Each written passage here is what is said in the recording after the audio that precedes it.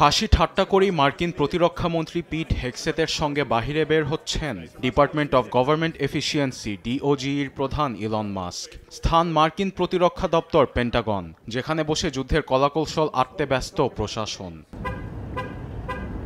Mask এমন সময় পেন্টাগনে গেছেন যখন কিছুদিন ধরেই চীন যুক্তরাষ্ট্র সম্ভাব্য সামরিক যুদ্ধের পরিকল্পনার বিষয়টি উঠে এসেছে প্রভাবশালী মার্কিন গণমাধ্যম দ্য নিউ ইয়র্ক টাইমসের শিরোনামে।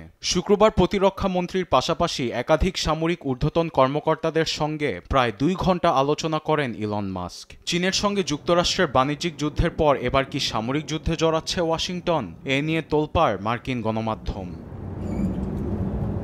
ডিওজির প্রধান প্রতিরক্ষা দপ্তরে চীনের বিরুদ্ধে রণকৌশল আঁটছেন, বিষয়টি অস্বীকার করেছেন মার্কিন প্রেসিডেন্ট ডোনাল্ড ট্রাম্প। শুক্রবার হোয়াইট হাউসের সাংবাদিকদের সামনে তিনি বলেন, চীনে মাস্কের অনেক ব্যবসায় প্রতিষ্ঠান আছে, যুদ্ধে জড়িয়ে তিনি ক্ষতির সম্মুখীন হবেন কেন বলে প্রশ্ন ছুড়ে দেন। সেই সঙ্গে পেন্টাগনে মাস্ক প্রশাসনিক খরচের বিষয়ে আলোচনা করতে গিয়েছিলেন বলে জানান ট্রাম্প।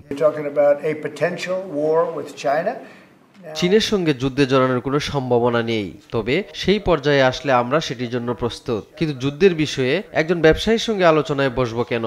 যদিও ইলন মাস্ক আমাদেরকে অনেক সাহায্য করেছে খরচ কমিয়ে আনার জন্য, যেসব পদক্ষেপ নিয়েছে তা প্রশংসনীয়।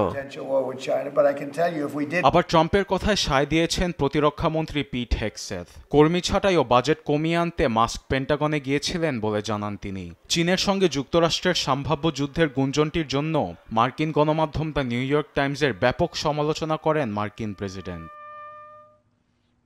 আরবেদ আফসার, নিউজ ডেস্ক, দেশ টিভি।